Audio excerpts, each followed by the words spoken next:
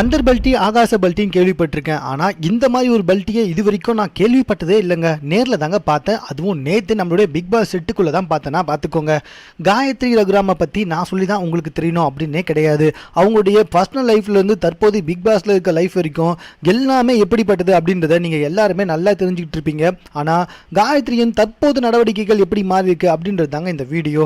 அதாவது ஓவியாவை பார்த்தாலே எரிஞ்சு விழிஞ்சிட்டு இருப்பாங்க நம்மளுடைய காயத்ரி. அவ்வளோ எதுக்குங்க, நேற்று கூட வந்துட்டு ஓவியாவை எலிமினேஷன் லிஸ்ட்டில் சேர்த்து விட்டவங்களும் நம்மளுடைய காயத்ரி ரகுராம் தாங்க. காயத்ரி ரகுராமுக்கும் ஓவியாவுக்கும் ஏணி வச்சா கூட எட்டாது அப்படின்றது நம்ம எல்லாருக்குமே நல்லா தெரிஞ்ச விஷயம் தான். ஆனால் கடந்த சில வாரங்களாகவே வந்துட்டு ஓவியா தொடர்ந்து எலிமினேஷனில் வந்துட்டு இருக்காங்க. ஆனால் மக்கள் வந்துட்டு அதிக பெருமையான ஓட்டுகளை வந்துட்டு ஓவியாவுக்கு போட்டு ஓவியாவை வந்துட்டு சேவ் சோன்லேயே வச்சுட்டு இருக்காங்க. இதுக்கப்புறமா வர எலிமினேஷனில் கூட வந்துட்டு ஓவியா வந்துட்டு எலிமினேட் ஆக மாட்டாங்க அப்படின்னு நம்ம எல்லாரும் நல்லா உறுதினமாகவே சொல்ல முடியும். ஏன்னா சமூக வலைதளத்தில் ஓவியாவுக்கு ஏகப்பட்ட ஓட்டுகள் குவிந்து கொண்டு வந்துட்டு இருக்கு. ஆல்ரெடி கமல் சார் சொன்ன மாதிரியே வந்துட்டு ஓவியா தான் அதிக பெரும்பான்மையை ஓட்டுகள் வந்துட்டு வாங்கிட்டு வந்துட்டு இருக்காங்க. இது எல்லாமே நல்லா ஒத்து கவனிச்ச நம்மளுடைய காயத்ரி ரகுராம் வந்துட்டு அப்படியே பெல்ட்டி வச்சிருக்காங்க. நேற்று வந்துட்டு கிளீனிங் டீமை பிரிச்சிருக்காங்க. புது தலைவரான சக்தி அதை வந்துட்டு நம்மளுடைய காயத்ரியை ஹெட்டா போட்டிருக்காரு சக்தி. ஆனா காயத்ரி வந்துட்டு உடனே ஓவியாவுக்கு விட்டு கொடுக்குற மாதிரி ஓவியாவையே வந்துட்டு தலைவராக போட்டுருங்க, அவங்க நடத்துறாதான் நல்லா இருக்கும் அப்படின்னு சொல்லியிருக்காங்க. ஆனா நம்மளோட ஓவியா விடுவாங்களா?